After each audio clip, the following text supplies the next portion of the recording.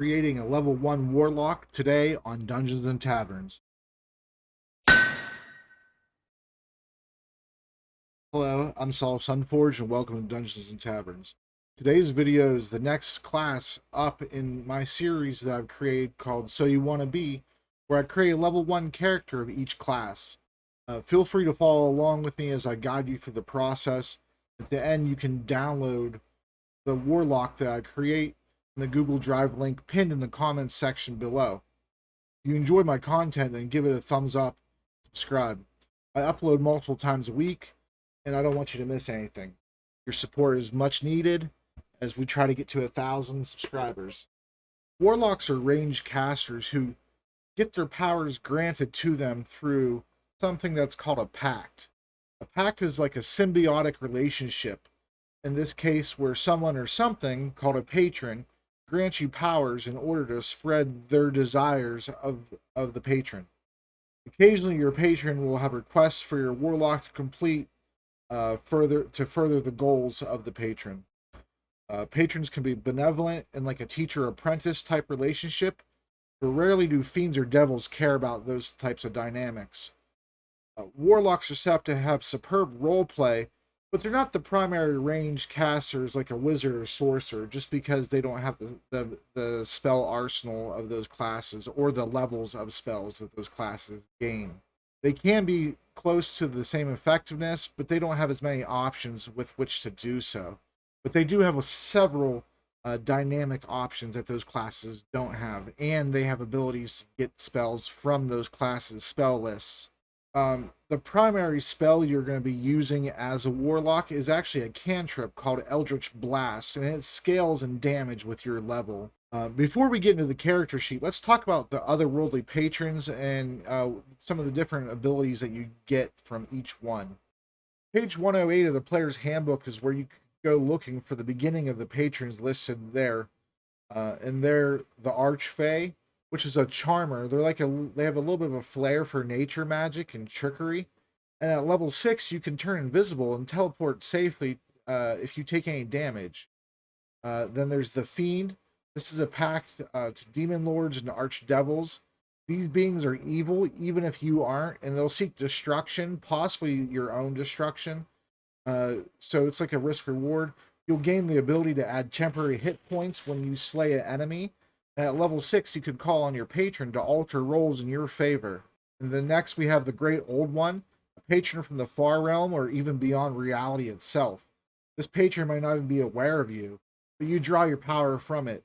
You can telepathically speak to creatures that are within 30 feet of you, and they don't even need to know your own language, just as long as they understand and know a language. At level 6, you can turn creatures that attack you into good luck for yourself. You can, as a reaction, you can impose disadvantage on their attack, and then if they miss you with that attack, your next attack against them gets advantage. Then next up, we have page 54 of Xanthar's Guide to Everything. That starts with the Warlock patrons, and they're the Celestial, which your patrons from the upper plane, such as an angel or a unicorn, you get access to healing magic.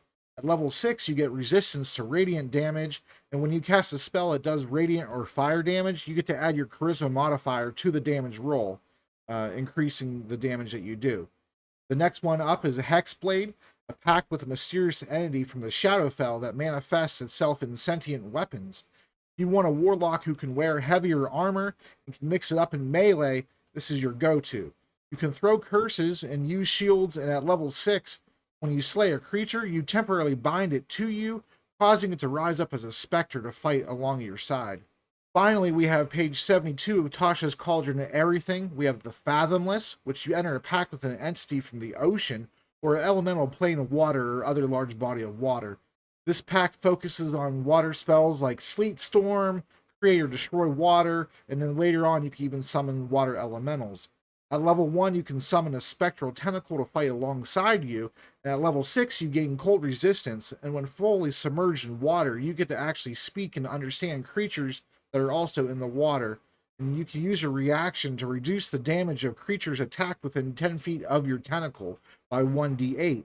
And then at level 10, it actually reduces it further and becomes a 2d8. And then the last one we have is the Genie. You made a pact with a noble genie. Most genies are arrogant and have power that rivals a lesser deity. In addition to spells that you gain on page 73 of Tasha's in the Genie Expanded Spell List, you get to choose specifically the type of genie to dictate which type of spells that you learn. You could choose a genie, a Dao, a Jinn, a Ifrit, a Marid. I'm not going to give explanations of which each one of these types of genies are for video time constraint concerns, but essentially each type of these is based on an element, air, water, fire, etc. And then at level 6, you start taking on characteristics of the genie that type that you chose. So you gain different resistances depending on the type of genie that you chose. Like you gain bludgeoning resistance for a Dao, you gain thunder for a Jinn, fire for an Ifrit, or cold resistance for a Marid. And you also gain a flying speed of 30 that lasts for you for 10 minutes. It's tied to how many your proficiency bonus, and you start out at level 1 with a 2, and then you go up from there. So that's how many times you get to use it per day, and you get them back per long rest. All right, so we're at the character sheet now, and my character name that I decided for this Warlock is Serbrin. He's a male, and he's gonna be a Triton. I tried to incorporate each race into each one of these, so this way they're all eventually going to be covered. And I've never personally played a Triton, so I would just be very curious to see how this turns out. This is an experiment for me as well as it is for you. So if you followed any of the other level 1 character creations I've done, you know how it goes. But if you haven't, I go ahead and roll 4d6. I drop the lowest number, and I roll them on roll 20 so you can see the results. So let's go ahead and get there and roll the 6 stats up now. All right, so my explanations of the packs and going through all of them has made the video go a little bit longer at this point. So I'm just going to go ahead and roll all 6 out real quick. All right, here's the first one. That is a 12. That's an 11. We got 17. We got, wow, another 17, the exact same roll. Wow, okay. Roll 5. We got a 12. And then the next one we got a 12. So our stats are going to be off the charts. All right, so now I go ahead and put the stats in order. We got, come on, here we go. What's it doing? Hold on. All right, so we have 17, 17, 12, 12, 12, and 11. Those stats are, those are pretty beastly stats. A Warlock's primary stat is Charisma. There, I moved my camera over so you can see the stats that I'm putting in here. The Warlock's secondary stat is almost always going to be Wisdom. I'm thinking still on whether I want to put my other 17 in Wisdom, or I think I will just for this example. But of course, you can feel free to change these however you wish to. You've seen the numbers I rolled and everything like that. All right, so then we're going to go ahead and put all that group of 12s for Dex, Con, and Intelligence. And then our strength is going to be 11, which is average. So no bonuses, but no hindrances either. Now, I have the player's handbook pulled up on the screen for you. But a Triton is located in Volo's Guide to Monsters. And this is a great resource for DMs, but for players, it has a whole bunch of other races other than the base races. They have Aasimar, Furball, Goliath, a Kenku, a Lizard Folk, a Tabaxi, and a Triton. So a Triton is on page 115. All right, so here we are, page 115 of Volo's Guide to Monsters. Tritons basically are like fish people. Think of elves who've lived under the water for a very long time, and they have webbed feet and hands, and they're very noble. They don't really understand too much of the ways of land-based creatures, so sometimes they could be perceived as very arrogant. And feel free to play your character that way. Now, if you don't have these other secondary source books. Don't worry about it. You can change the Triton to a race that's just in the common in the player's handbook. It's not a problem. I'm just doing the Triton for my example, but you can feel free to change anything about my character sheets that I make, because once I'm done with them, they're yours. All right, so here's the part we're looking for right now. Triton, they get their ability scores. They get to increase their strength, constitution, and charisma by 1. And they mature around age 15 and can live up to 200 years. And they tend towards lawful good. As guardians of the darkest reaches of the sea, their culture pushes them toward order and benevolence. So this is going to be a very interesting dichotomy with a warlock. All right, so let's go back here and increase our strength by 1, our con by 1, and then our charisma by 1. And that's what we need here. That's what I was looking for. So there's our final stats.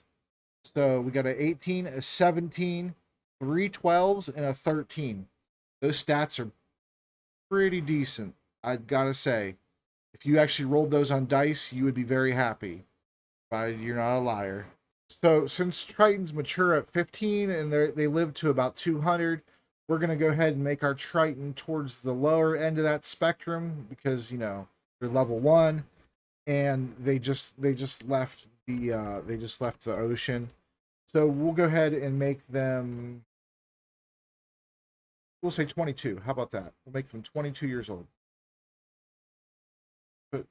There we go. Age 22. All right, so we made our Triton 5'4", 153 pounds. Give him blue skin and yellow hair. And then we'll give him gray eyes. All right, so the Triton's speed is 30 on land, but they also get a swim speed, so that means they can move just as fast in water, which other races can't do that. They have a swim speed. There's also a climbing speed too for certain races. All right, so now let's go ahead and figure out Serbrin's ability score bonuses. All right, so the way you do it is you take the number and you divide it in half, and you subtract 5. So that's how you get your bonus. And if it's an odd number, then you round it down to the nearest even number. So like an 11 would become a 10. All right, so let's go ahead and start. So half of 12 is 6, minus 5 is a 1. Half of 12 is 6, minus 5 is a 1. 13 rounded down is 12. Half of 12 is 6, minus 5 is 1. Half of 12 the same thing, is 1. All right, so a 17 rounded down is a 16. Half is 8, minus 5 is a 3. So that's our 3 is our wisdom bonus. Then finally we figure out our charisma. Half of 18 is 9, minus 5 is a 4. So our charisma bonus is a. All right, so Warlock is proficient in wisdom and charisma saving throw. So when you're proficient something, that means you add your proficiency bonus.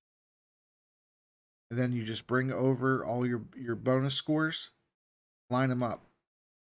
Warlocks get to choose 2 skills to be proficient in from Arcana, Deception, History, Intimidation, Investigation, Nature, Religion. So we choose 2 of those.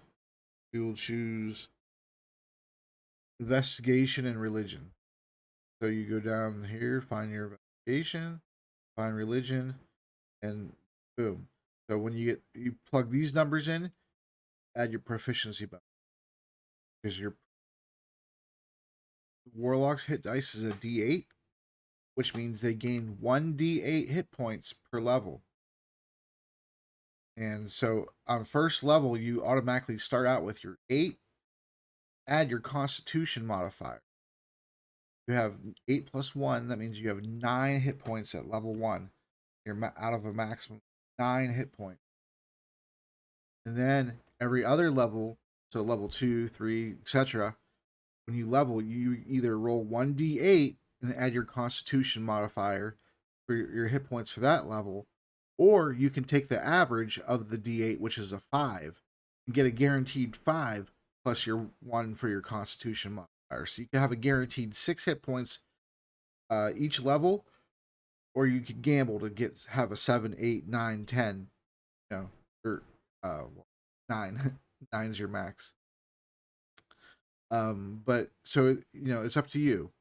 Um, I'd say I personally would probably take the average, just because you're gonna roll. Um, you have a far greater chance to roll below that 5 than you do for rolling a 6, 7, 8. All right, so a warlock is proficient with light armor, simple weapons, and no tools. So it's a very short list. All right, next we have to pick out a background, which start out on page 125 of the player's handbook. All right, so we're going to go with Guild Artisan, which is going to give us proficiencies in insight and persuasion. All right, so we chose here Guild Artisan, and we are proficient with insight and persuasion, and one type of artisan's tools, and one language of our choice.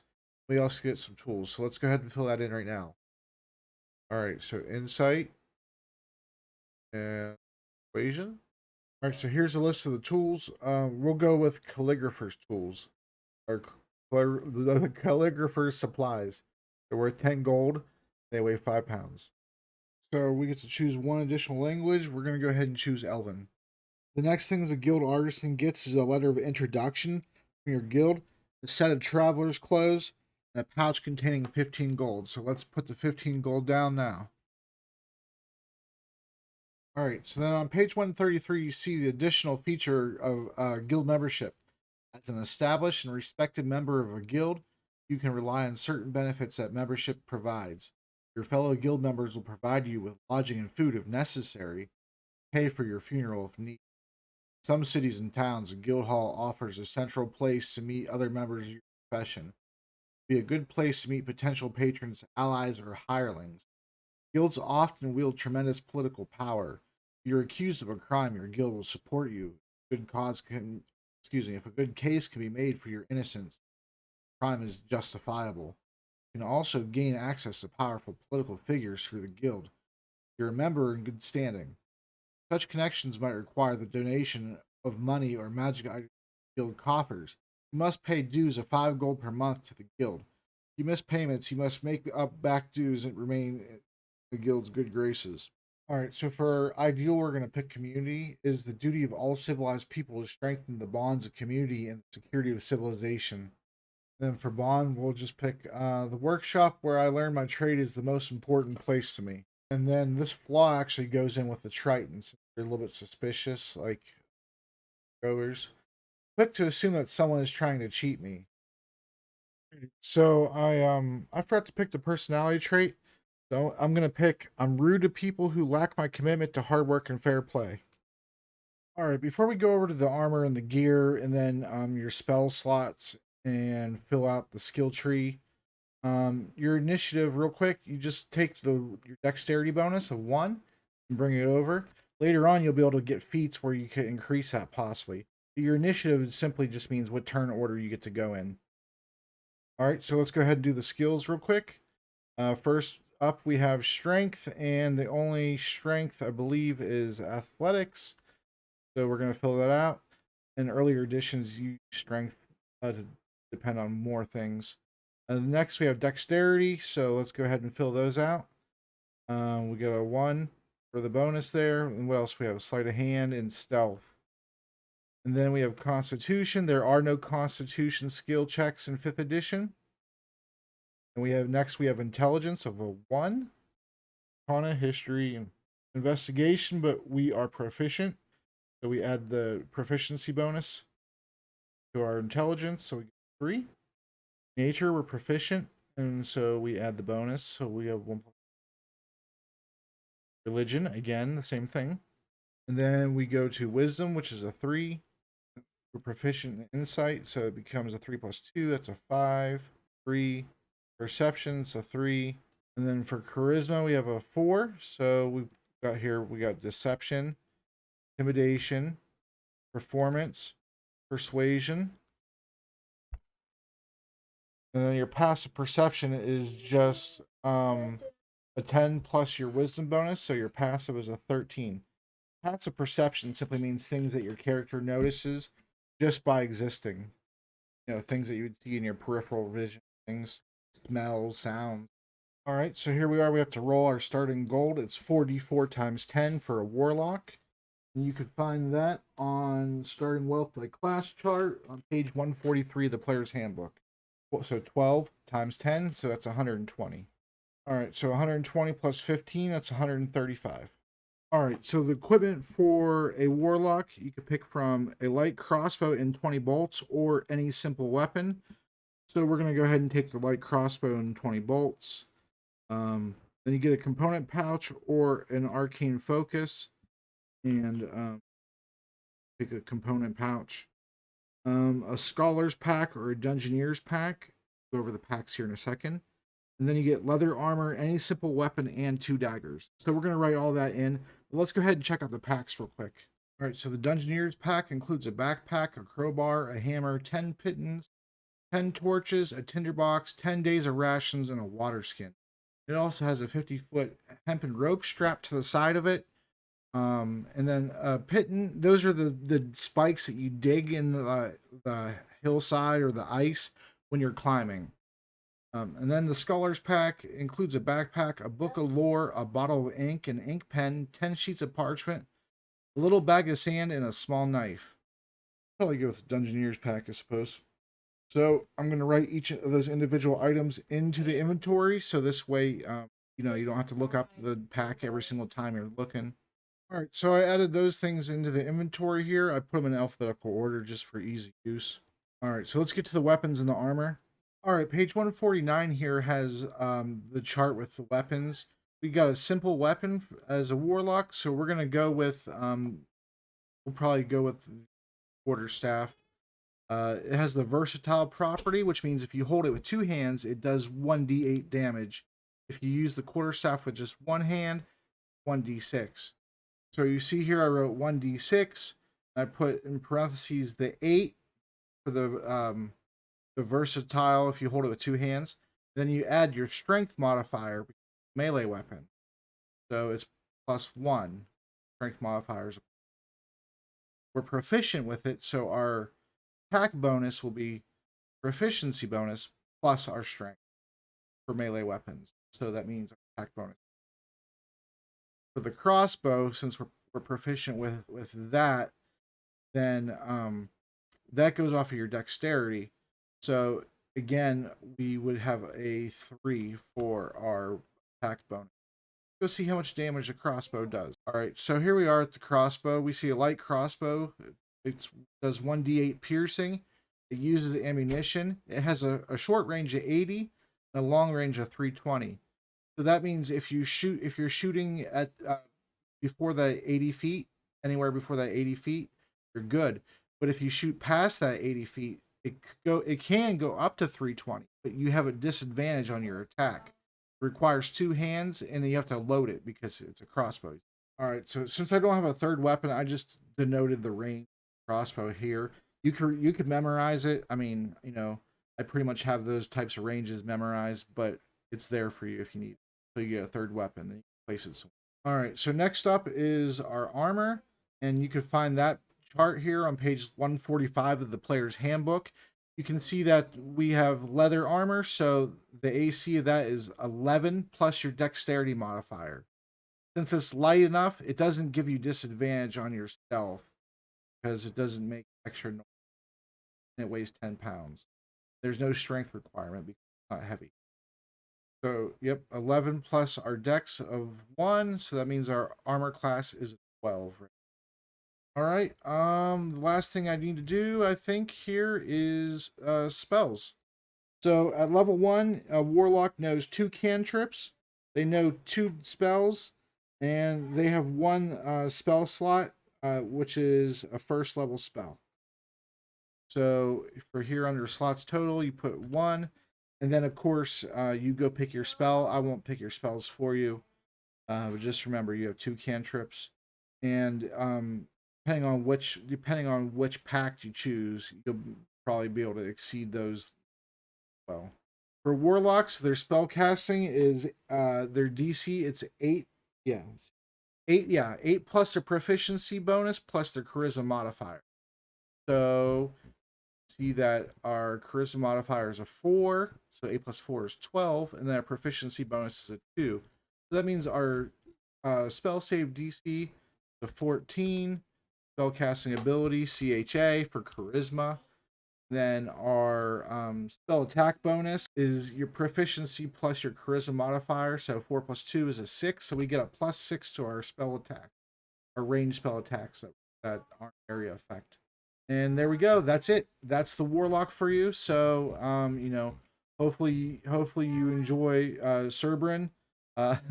Hopefully the Triton Warlock does good for you. Let me know. Let me know in the comments section below if you just want me to use the regular classical races or keep going with the other races. Because I was planning on doing a Haragon, Turtle, maybe a Lizard Folk, because we still have a few classes to go yet. So let me know. I'm Saul Sunforge signing out. Thank you so much for watching. And if you enjoyed this and it helped you out, let somebody else know about it. Give me one of these. Most of all, give me a subscribe. Thank you so much and have a great day.